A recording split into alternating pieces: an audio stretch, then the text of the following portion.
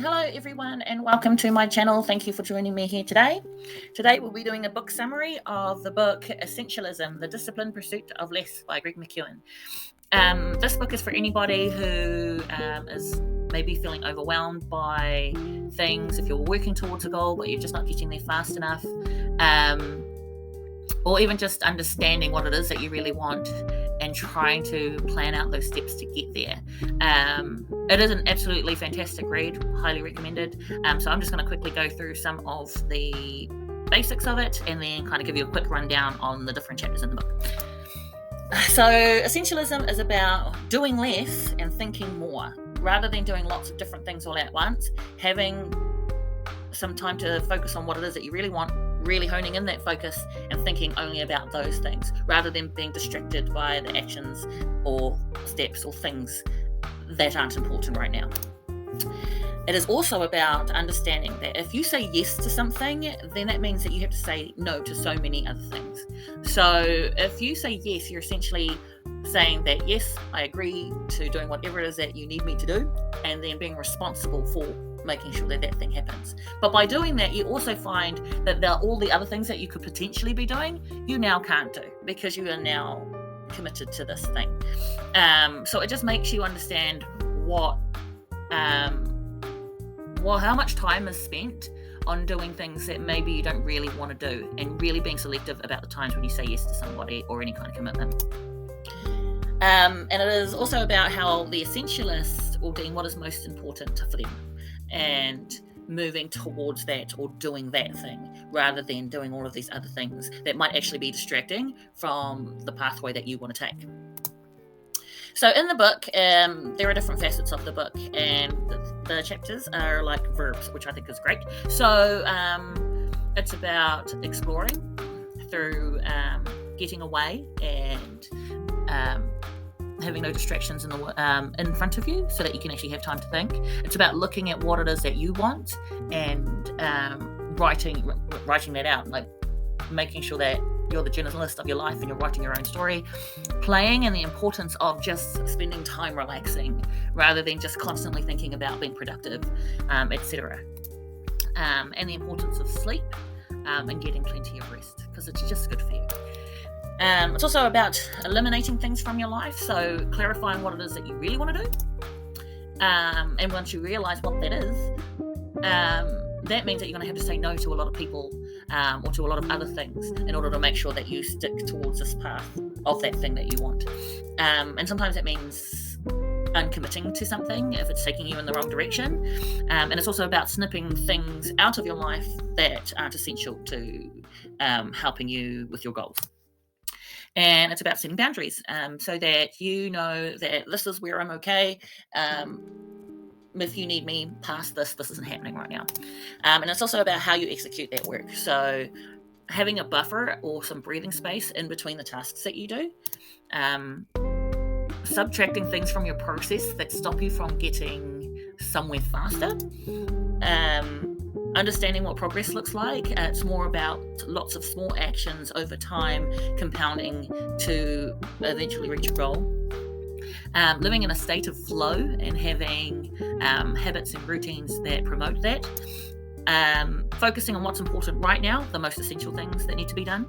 And also that essentialism isn't something that you do, but it's more like a way of being, like you are an essentialist. So in regards to escape, we are talking about taking time away from the distractions in the world.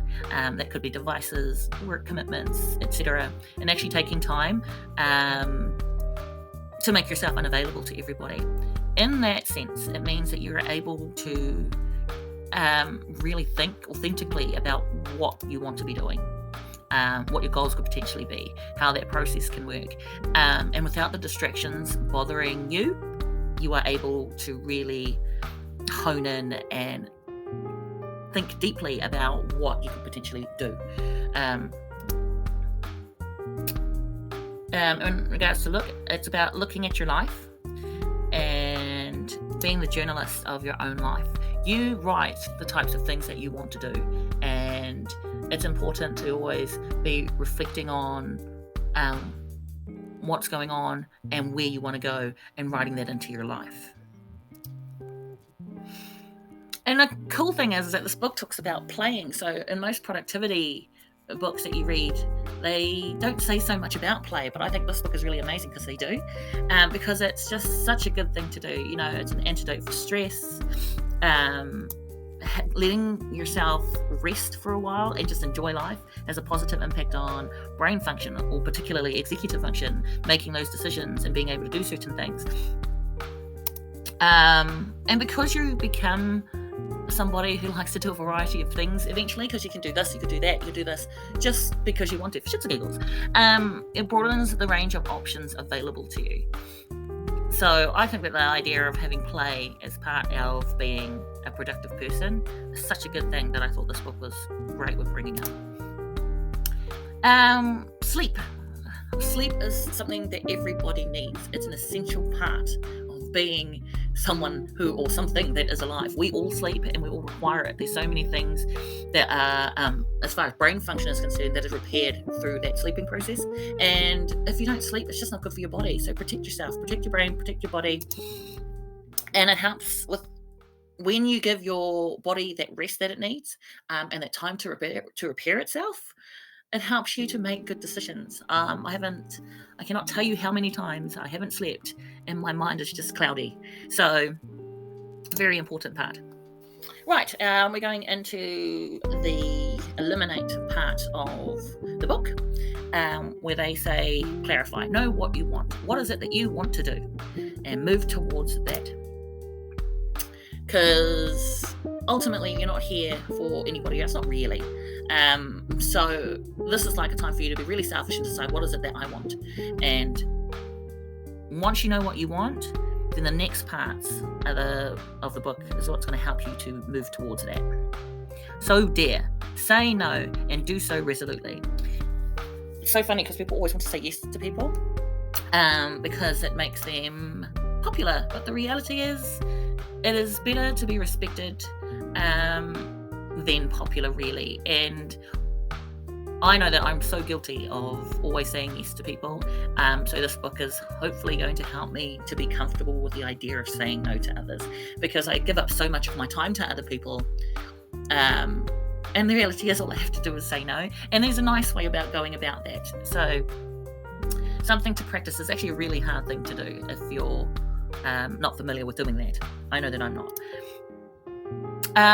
Uncommit. So sometimes you might just say yes to something, and then eventually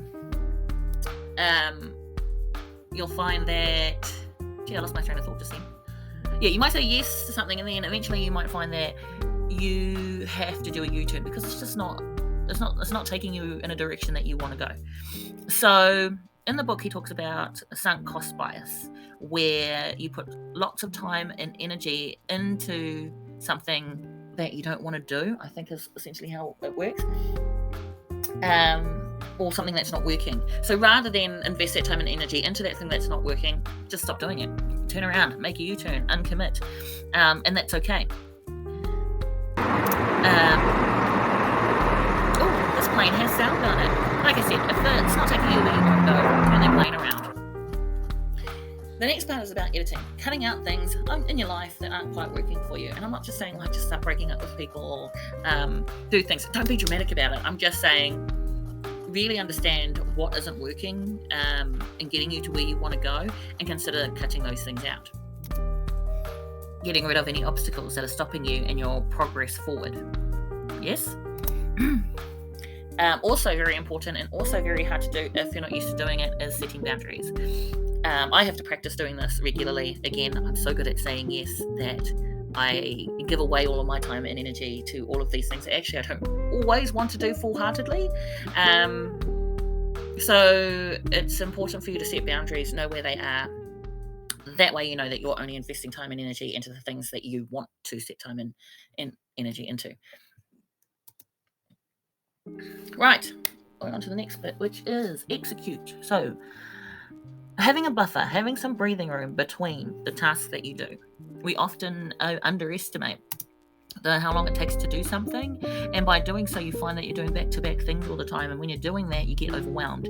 So rather, a tip might be to add 50% more time to each task, and then that way you can guarantee that you always have this breathing room, or this breathing space between doing other things. And then you could do things like play or have a siesta, sleep. The next chapter is about subtracting, removing obstacles from your process. So if you have these steps in your process and you find that they're actually taking you away from getting there faster, just cut them out. That way you can get to where you want to go faster. There's often obstacles in our way when we're going through a process. So your best bet is actually just to see what is working in your process, what is stopping you from doing the work. Cut them out so that you can go ahead and make the steps easier. Rather than going uphill, let's go downhill. Understanding progress isn't like, it doesn't just curve upwards.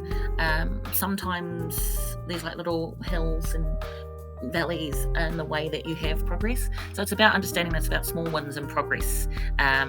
And then lots of those small wins will eventually evolve into a completed goal, completed product. Rather than thinking that you want to be over there, but finding that because you're not having these small wins all of the time, or not really noticing that the small wins all of the time, it's about process. It's about the journey, not the destination. The next chapter is about flow. So this is about freeing up the brain space and having systems and routines in place so that you have that automaticity in the way that you do your work. When you do this, it's better for you in the sense that